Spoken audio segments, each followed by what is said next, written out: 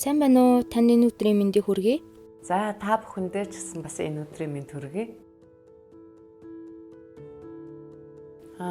Ер нь бол энэ дэлхийн нийтээр тархсан ковидын үеэр бол манай монголчууд тархлаагаа яаж дэмжих талаар нэлээ мэдлэгтэй болсон байхаа гэж би бодож байна.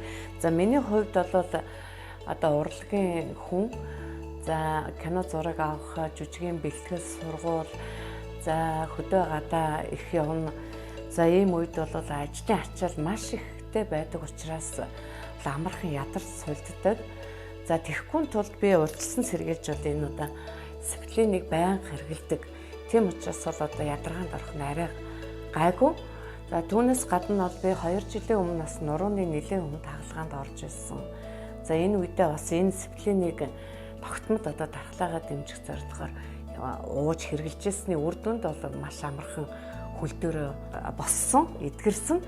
За тэрнээс гадна бол миний хоолой их амархан өвддөг, ханиад болж өгвөл хурдан хүрчих гээд байдаг. За энээсээ бас урьдчилсан сэргийлээд бас сифлинийг тогтмол хэрэгэлдэг.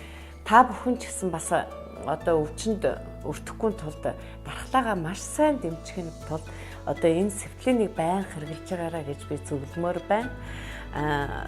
Миний хувьд миний дархлааны ганц эмчлэгч эм маань энэ сифлин байгаамаа.